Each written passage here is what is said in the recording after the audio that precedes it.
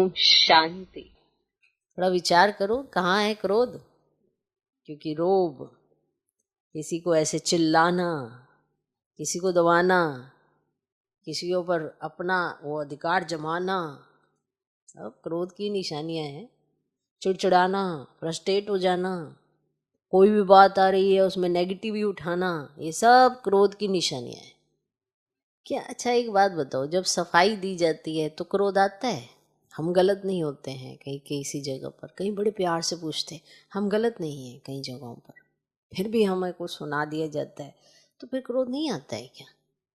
आप गलत नहीं हो कई जगह पर, माना, पर अब किसके आगे सफाइयाँ दिए जा रहे हैं? वो भी तो मनुष्य आत्मा है, उसको भी तो एक लिमिट है सोचने समझने की। पर आप तो क्लियर रहो कि बाबा ने देख लिया कि मेरे अंदर किसी के प्रति क्रोध आया ही नहीं, और किसी ने कहा तुम लड़ रहे थे और मैं लड़ा ही नहीं, और आप वहाँ सफाई देते देते फिर लड़ पड़े।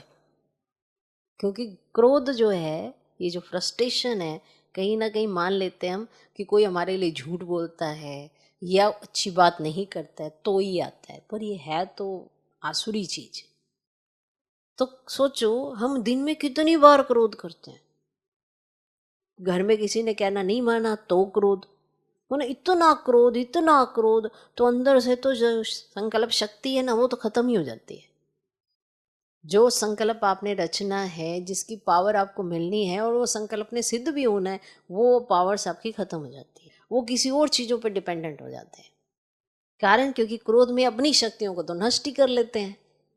माना एक बल एक भरोसा, वो जो होना चाहिए कि बाबा है तो बस सब कुछ है, फिर तो किसी चीज की तरफ ध्यान ही नहीं जाना चाहिए, लेकिन फिर भी जाता है, क्योंकि क्रोध में हमने अपनी शक्तियां नष्ट की हैं, इसीलिए हमें कुछ समझ नहीं आता है कि करना क्या है। फिर कोई कह देगा तुम्हारे घर पे किसी ने कुछ कर रखा है, तो तुरंत मान लेंगे। कारण क्योंकि तुम्हारी संकल्प शक्ति कमजोर हो चुकी है, इसीलिए हर चीजों का असर बड़ी जल्दी हो जाता है। तो वहीं जगह अगर हम उल्टा लेके चल लें, अपनी संकल्प शक्ति ज्यादा पावरफुल नहीं होगी। आप हो कौन सी आत्माएं? माताओं से पूछा जाए उनकी पवित्रता की शक्ति में कितनी शक्ति है, सन्यासियों से भी ज्यादा मान भगवान आपको देता है, तो आप क्या नहीं कर सकते? पर संकल्प शक्ति कहीं ना कहीं कमजोर इसीलिए होती है क्योंकि क्रोध साथ साथ चलता रहता है।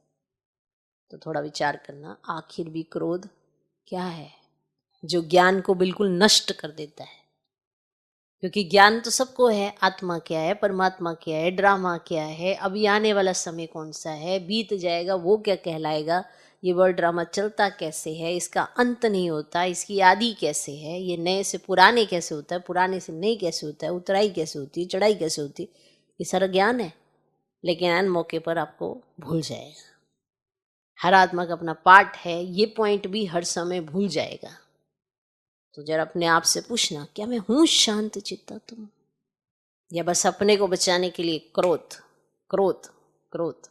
जरा सी कोई बात आई नहीं, क्रोध, कुछ कहा नहीं किसी ने, क्रोध।